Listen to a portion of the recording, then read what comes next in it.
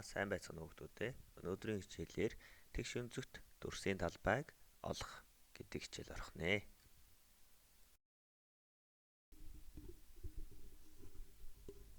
За одоо хэдүүлээ тэгш өнцөгтийн шинж чанар нь ямар байдаг талаар мэдж авцгаая. Эсрэг талууд нь тэнцүү.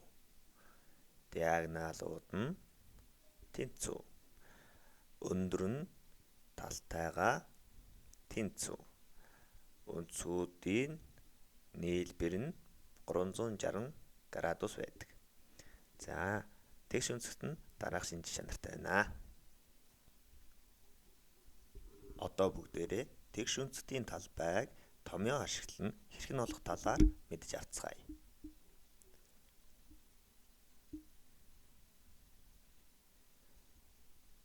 Үүнээс хойш бүгдээрээ S-ийг талбай гэж ойлгоно, E-ийг урт, B-ийг өргөн гэж ойлгож байнга тэмдэглэж байх нэ. За, одоо бүгдээрээ талбайг олох томьёогоо харцгаая. Талбайг олохын тулд уртыг өргөнөөр үржүүлвэл талбай хэмжээ биднэрт олдох нэ.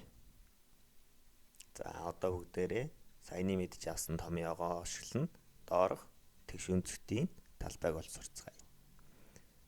За, талбай нь мэдээж мэдэгдэхгүй. Урт нь 5 см, өргөн нь 3 см. За, хажуу талд нь хэрхэн тэмдэглэж байгааг сайн ажиглаарай.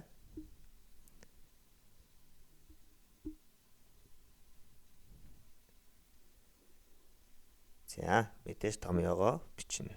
Доор нь томьёоныхоо дагуу орлуулж тавиад 15 см кавдраад талбайтай гэж олж байна.